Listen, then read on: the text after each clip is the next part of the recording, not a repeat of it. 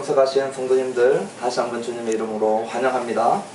오늘 특별히 우리 영국 아버딘에서 같이 신앙생활 한인교회에서 했던 우리 오준석 성도님 가정 김정 자매님도 같이 오셨나요? 예, 그 가정도 오늘 함께 참석해 주셔서 다시 한번 주님의 이름으로 환영합니다. 잘 오셨습니다. 네. 예.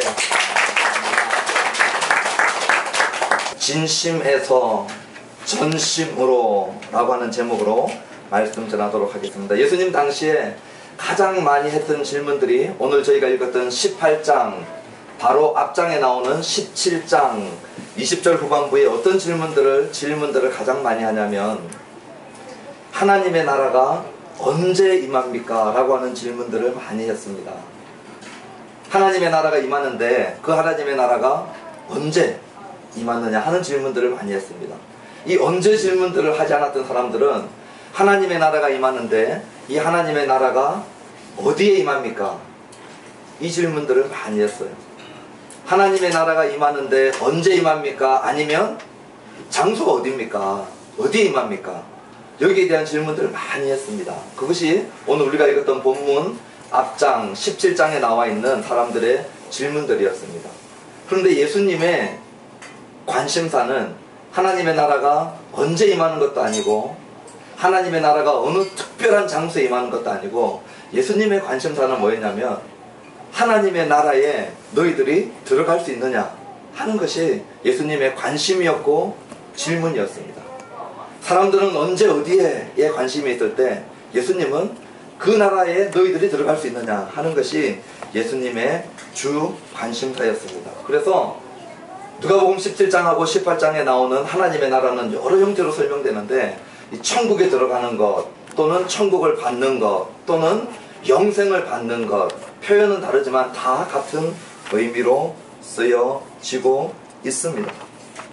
이렇게 어떻게 하면은 천국에 들어가고 어떻게 하면 하나님의 나라에 들어가고 어떻게 하면은 영생을 받을 것인가 라고 하는 질문들이 막 오가고 있을 때에 그때에 이 예수님께서 오늘 우리가 읽었던 18장 본문의 말씀 바로 앞에 부모들이 어린아이를 데리고 들어오는 그 부분을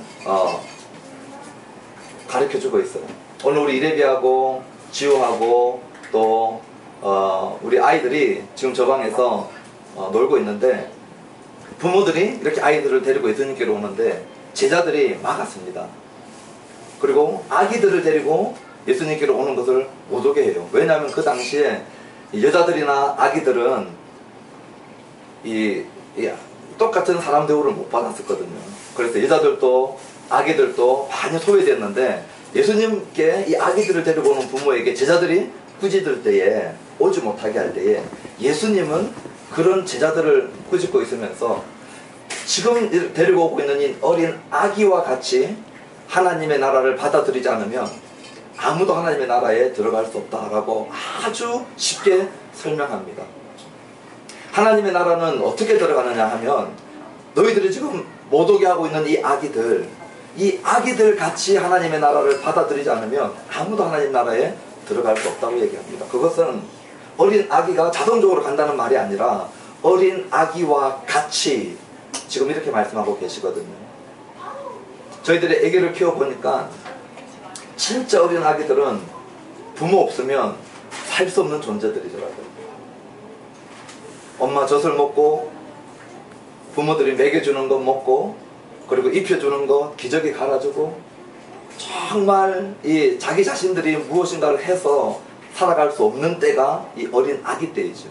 하나님 앞에 부모 앞에 절대 의존적이고 절대 의탁하며 살아갈 수밖에 없는 그 어린 아기의 모습을 보면서 네가 무엇인가를 해서 하늘나라에 들어가는 것이 아니라 어린 아기와 같이 받는 것이다 라고 그렇게 말씀해 주는 것입니다. 그것은 무능하면 되겠구나 하는 것하고 차원이 다른 것이죠.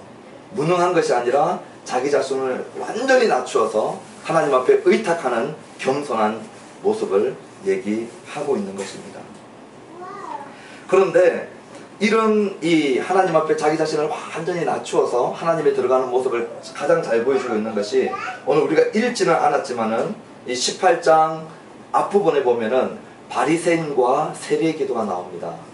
그때 바리새인은 어떻게 기도하고 있냐면, 하나님, 저는 토색하지 않았고, 토색이라고 하는 말은 돈이나 물건을 억지로 빼앗은 거거든요. 저는 토색도 안 했고 불의도 하지 않았고 간음하지도 않았고요. 그리고 이스라엘 백성들이 1년에 단 한 번 대속죄의 날 금식하는데 저는 일주일에 2번씩 금식해버리고 또 11조 꼬박꼬박하고, 그러니까 저는 의롭습니다 라고 바리새인이 확신하고 있었어요. 그러면서 그 옆에서 기도하고 있는 세리제인은 그 사람을 경멸하면서 나는 저와 같지 않음을 감사합니다 라고 기도하고 있는데, 그 옆에서는 그 당시에 모든 사람이 인정하고 자기 자신도 인정하는 세리가 가슴을 치면서, 하나님, 저는 뭐 토색 들어가면은 세리는 바로 찔리죠. 이 세금 갈취해서 받아먹고 살았던 사람이기 때문에 이 죄에 다 걸리는 것입니다. 불의하죠, 간음하죠. 하나님 앞에 딱 서니까 고개를 못 들죠, 세리는. 그래서 그 하나님 앞에서 자기 가슴을 치면서 하나님, 그저 불쌍히만 여겨달라고 주님 앞에 완전히 엎드려 있는 모습입니다. 그때 예수님께서 이 두 광경을 보고 한마디로 평을 내려버리십니다. 무슨 평을 내리시냐면, 의롭다 함을 인정받고 내려간 사람은 자기 자신이 정말로 의로운 줄 알고 있었던 바리새인이 아니고, 자기 자신의 힘으로 아무것도 할 수 없고 내 앞에 납작 엎드려서 빈손 들고 주님 저를 불쌍히 여겨달라고 하는 세리다, 이렇게 얘기하십니다. 오늘 우리가 길거리에 나가서 앙케이트 조사를 할 때 만약에 천국에 들어간다면 이 바리새인과 세리 중에 누가 들어가겠습니까? 우리 100명에게 앙케이트 조사를 하면 어떤 결과가 나올까요?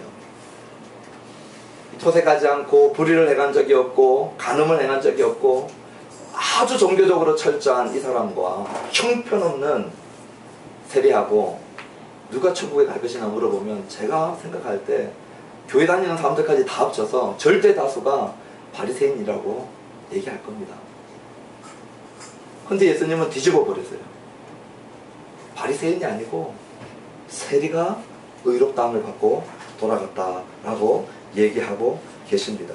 그래서 의롭다 하심을 받거나 하나님의 나라에 들어가는 길은 율법 조금 지켜놓고 그것이 자기의 의가 된 사람이 아니라, 하나님 앞에 하나님께서 베풀어 주시는 구원의 선물을 받을 준비가 된 자, 자기 손에 아무것도 없이 빈손으로 나와 있는 하나님의 십자가에서 이루어 놓으신 의의 선물을 받을 준비가 된 자가 하나님 앞에 의롭다라고 인칭을 받을 가능성이 훨씬 높다는 거죠. 이런 상황이 지금 18장 앞에 벌어지고 있는 배경입니다. 이런 배경 속에서 오늘 한 사람이 18장에 등장하죠. 자, 이제 우리 성도님들의 기억을 한번 테스트해 보겠습니다. 오늘 18장 18절에 나오는 어떤 관리가 라고 시작된 이 사람인데, 이 어떤 관리에 대해서 생각나는, 기억나는 부분들이 있으면 저한테 한번 말씀해 주십시오. 이 관리가 어떤 사람인지 기억나는 대로, 생각나는 대로 한번 말씀해 보십시오. 이 관리는 누굽니까? 어떤 사람입니까? 자, 지금 컨닝하는 걸 허락해 드리겠습니다. 빨리 본문을 보시고 이 관리는 지금 어떤 사람인가요? 정답 없습니다. 네, 말씀해 주시면 돼요. 이 사람 이름이 있습니까? 없습니까? 일단 우리 이름은 몰라요. 직업은 있습니까? 예, 무슨 직업인지는 모르지만 직업은 있는 것 같습니다. 관직에 있는 사람이죠. 관료입니다. 관료. 관리죠. 관리. 18절에 또, 예, 지금 열심히 읽고 계시네요. 또 이 사람은 종교성이 있는 사람입니까? 없는 사람입니까? 종교성이 있지요. 영생에 관심이 있는 사람입니다. 천국에 들어가는 것에 관심이 있는 사람입니다. 또 이 사람에 대해서 아는 대로 한번 말씀해 보십시오. 예? 23절에 부자입니다. 예, 큰 부자라고 그랬어요. 23절에 보니까 그냥 조금 부자가 아니라 큰 부자입니다. 또 어떤 사람입니까? 계명을 잘 지킨 사람이에요. 계명 중에서도 어떤 계명 잘 지켰냐면, 간음하지 말라, 살인하지 말라, 도둑질하지 말라, 거짓증언하지 말라, 내 부모 공경하라. 이 5가지를 잘 지킨 사람입니다. 이제 저를 보십시오. 지금으로 치면 스펙이 좋은 청년이에요. 이 마태복음하고 마가복음에 똑같은 장면이 나오는데 젊은 청년이라고 얘기하고 있거든요. 젊은 청년이 스펙이 빵빵합니다.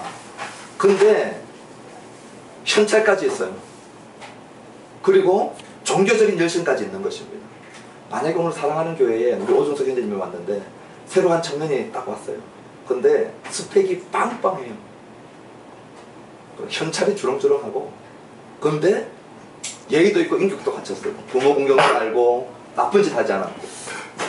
아마 이 딸을 두신 분들은 사위 삼으려고 눈이 벌겋게 달아올 수 있을 그럴 만한 이 청년이죠.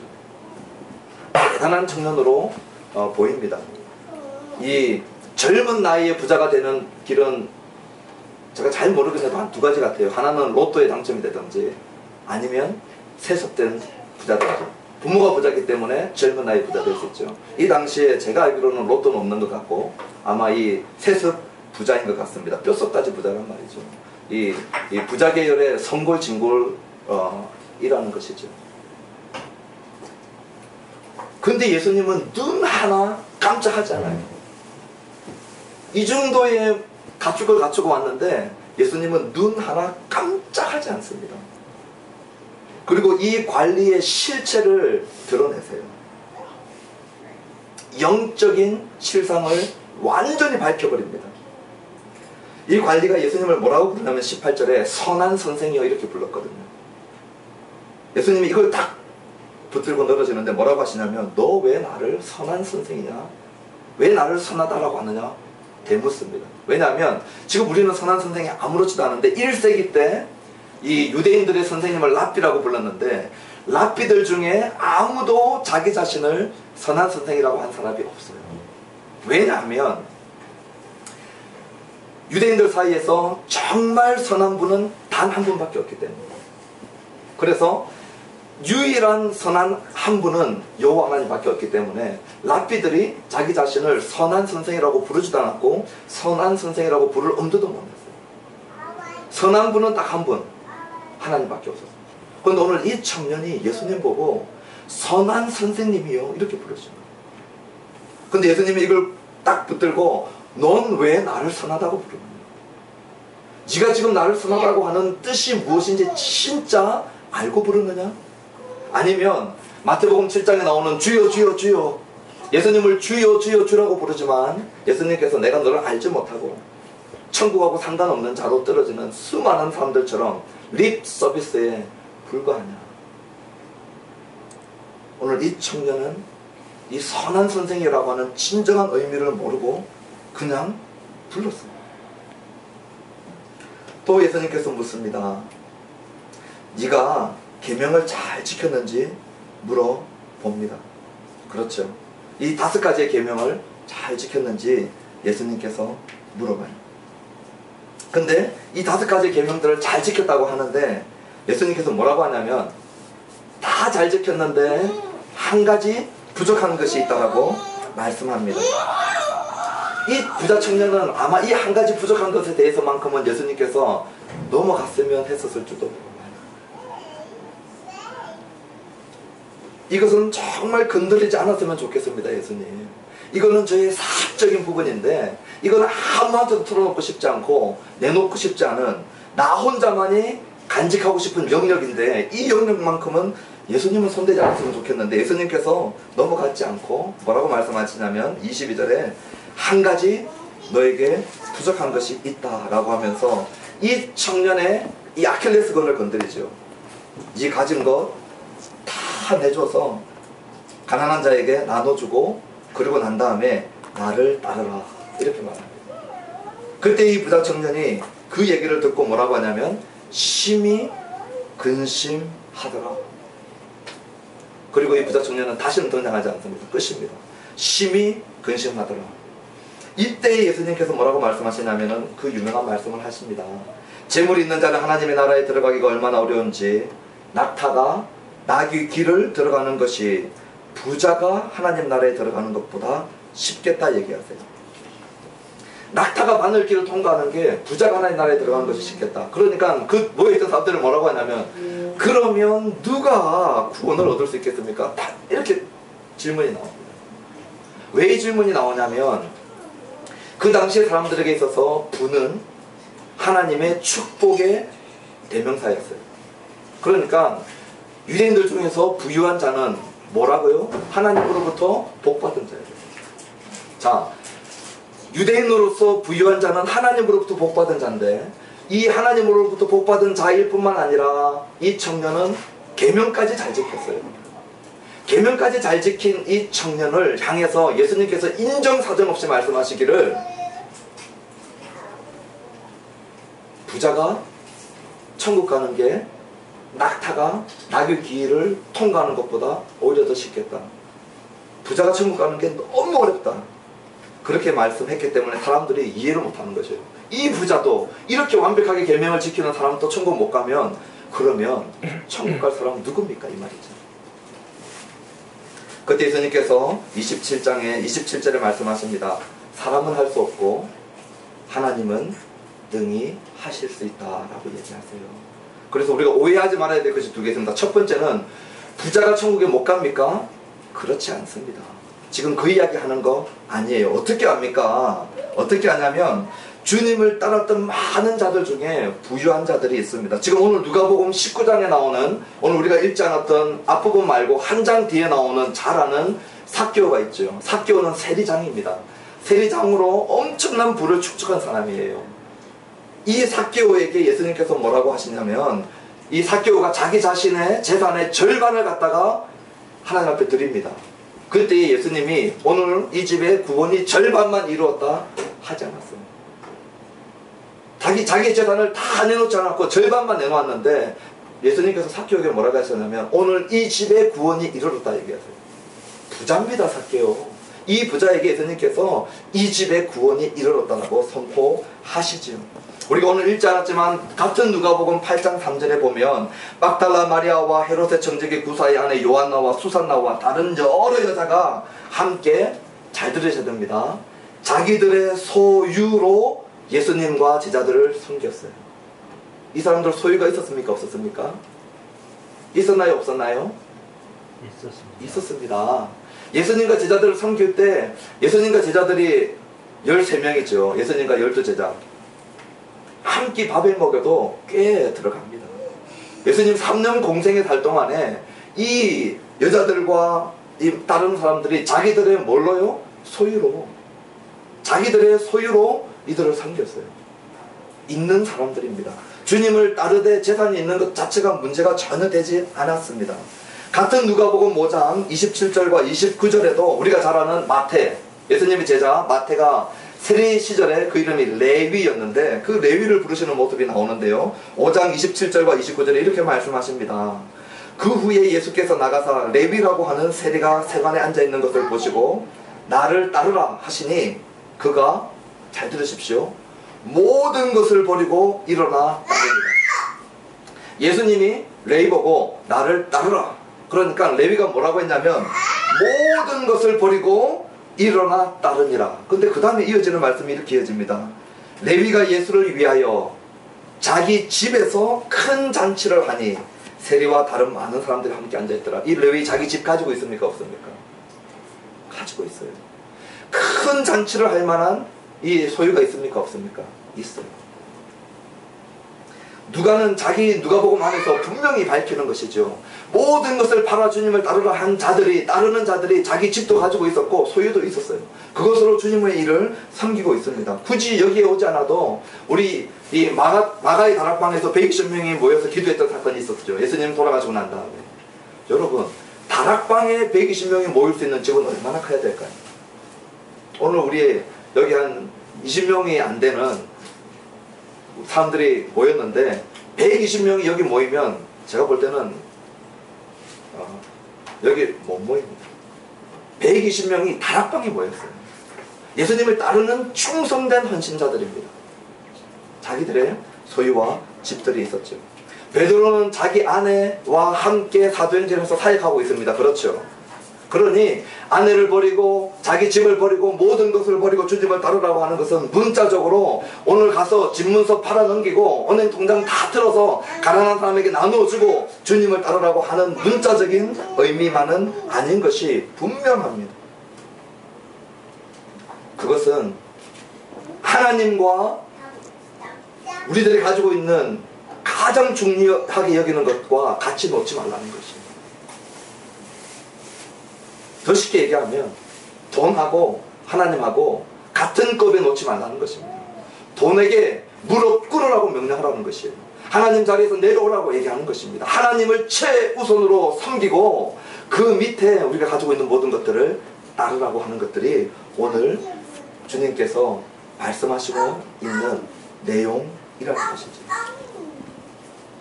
저는 11조도 이런 의미에서 해석이 됩니다.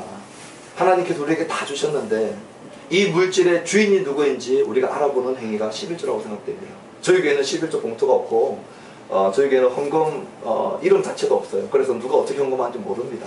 왜 이렇게 하냐면 그들로 하여금 진정한 복을 받게 하기 위해서. 하나님 앞에 드린 것만이 하나님 앞에 인정되거든요. 사람 앞에 보이는 것은 이미 인정을 받은 거기 때문에 천국 가서 계산할 게 없기 때문에 정말 하나님 앞에서 부유한 자로 만들게 하기 위해서 저희 교회에서도 그렇게 합니다. 근데 이 11조를 우리가 봉투에는 이름을 안 써도 우리가 이 11조를 구별해서 드릴 때 이 11조는 10의 10이 하나님 것이지만 우리가 그 중에 10의 1을 드리면서 하나님 당신이 이것의 소유의 주인입니다 라고 하는 고백이에요. 마치 에덴 동산에 선악과를 둔 것처럼 하나님께서 모든 것을 먹게 했지만 이거 먹지 말라라고 선악과를 뒀을 때 창조주가 누구인지 우리가 피조물의 신분인 것을 영원히 잊지 않게 하도록 하나님께서 선악과를 두시거든요. 주인을 알아보는 행동이시죠. 그래서 다 팔고 따라오라고 하는 부분에 대해서 오해가 없게 되기를 바랍니다. 우리 주님께서 말씀하지 않은 계명이 있습니다. 뭘까요? 우리가 10계명을 알면 오늘 이 관료가 아주 잘 지킨 계명이 뭐냐면 간음하지 말라, 살인하지 말라, 도둑질하지 말라, 거짓증언하지 말라, 내 부모를 공경하라. 이 5가지인데 하나를 말씀하지 않은 것이 있습니다. 10번째 계명이죠. 10번째 계명이 뭐냐면 내 이웃의 집 소유를 탐내지 말라. 우리 주님이 이거 얘기하지 않았어요. 탐심하고 관련된 거 얘기하지 않았습니다. 또 우리 계명 중에 첫 번째에서 네 번째 계명 주님이 아예 거론도 하지 않았어요. 이 청년은 내 앞에 다른 신을 두지 말고 우상을 만들거나 그 앞에 절하지 말고 하나님의 이름을 망령되이 일컫지 말고 여호와의 안식일을 기억하여 거룩히 지키라. 여기에 대해서 아예 거론도 안 했어요. 오늘 이 청년은 진짜 문제는 뭐였냐면 이 탐심이었거든요. 하나님 자리에서 내려놓지 못하고 있는 것이 뭐였냐면 자기의 부였습니다. 그리고 이 1계명에서부터 4계명에 해당하는 하나님을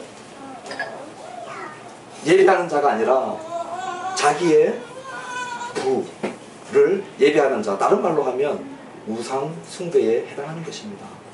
그래서 이 5가지에는 다 걸리는 것이에요. 이 청년이 이 관계와 관련된 부분들은 다 지켰는데 가장 중요한 하나님 앞에서 다른 신을 두고 우상 숭배한 것, 그리고 탐심한 것은 그대로 걸린 것이죠.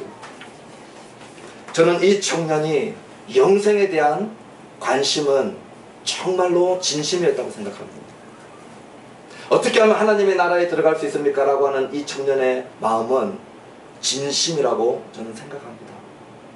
그러나 이 청년이 정말로 영생을 얻기 위해서 하나님의 나라에 들어가기 위해서 전심을 들였느냐 했을 때 전심은 아니죠.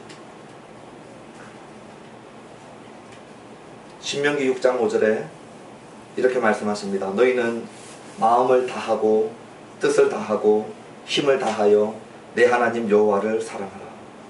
우리가 늘 강조하는 것이 마음, 뜻, 힘, 하나님을 사랑할 때 마음과 뜻과 힘을 강조하는데 오늘 저와 여러분들은 다른 것을 강조했으면 좋겠습니다.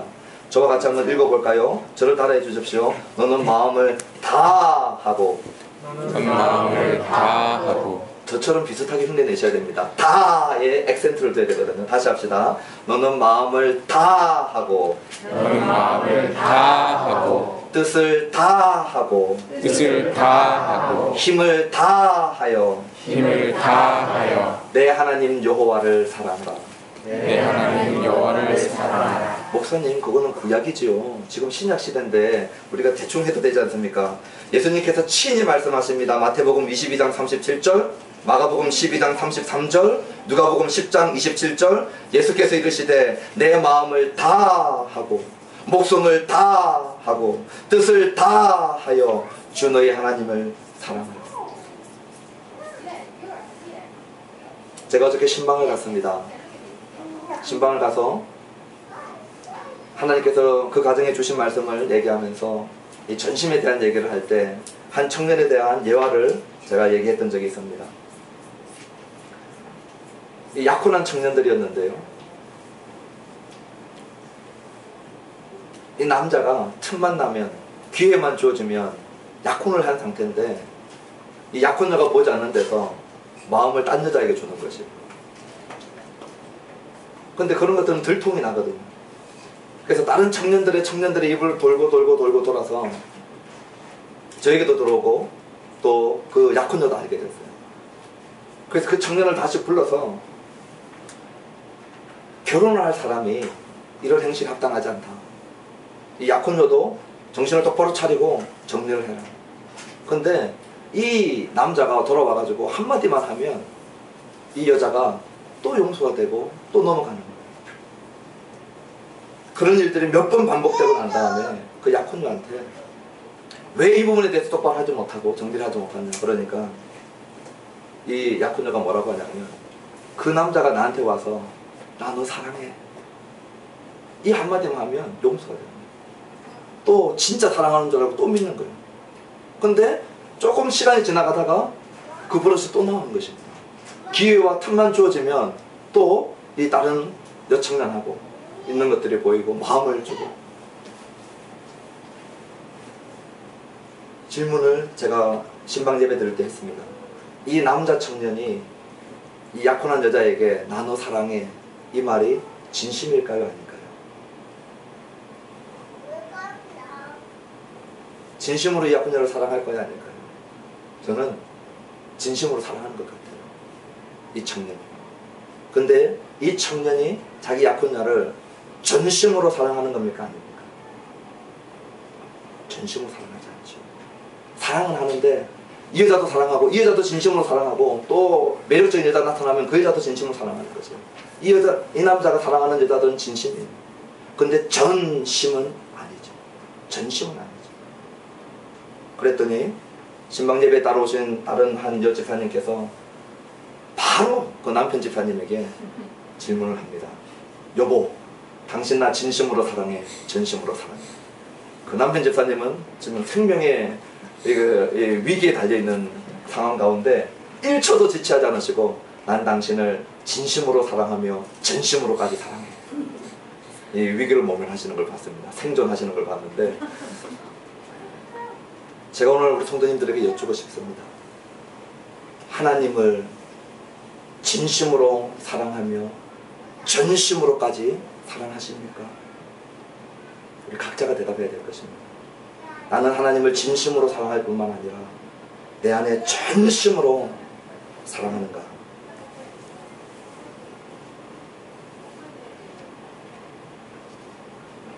오늘 주님은 다 팔고 나를 따르라, 이 말은 나는 너의 진심뿐만 아니라 전심도 원한다, 이것이었어요.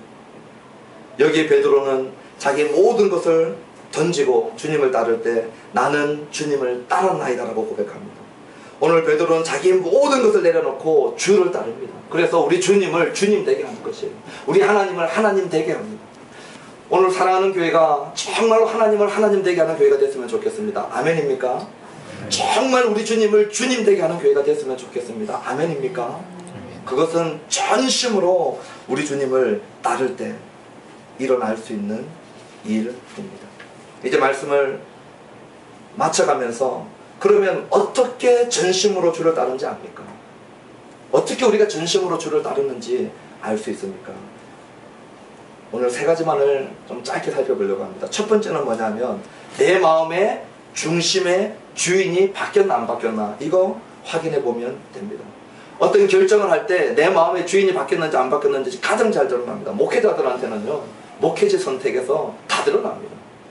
조건 좋고 사례 빵빵하고 뭐 지원 빵빵하고 이런 그럴싸하고 형태 좋고 원서가요 수백 장이 보여요. 수백 장. 지금 한국교회 문제 일어나가지고 목사들 빈자리에 이 뭐 숫자 좀 모이고 이미 지명도 있는 교회에 들어가려고 하는 목회자들의 이력서가 몇백 통인지 아세요? 제가 아는 분들 지금 지원을 했기 때문에 제가 바로 들었었어요. 수백 통의 이력서가 모입니다. 근데 그런 것 아니고 진짜 하나님이 이 자기의 종으로 불렀을 때 그런 거 보고 부른 거 아니거든요. 하나님께서 부르시는 것을 쫓아 순종하면서 나가는 거 보면 아는데 목회자들은 사역직으로 오는 거에서 다 표시가 나옵니다. 청년들은 결혼할 때 거의 다 표시가 납니다. 정말로 주님 앞에 신앙 앞에서 결정하는가 아니면 그것이 아니고 딴 것에 묶여서 결혼하는가. 결혼할 때 보면은 주인이 바뀌었나 안 바뀌었나 숨기지 못할 때가 많습니다. 전공, 선택, 직업 결정, 현실적인 문제 앞에 주인이 누구인지 많이 드러납니다.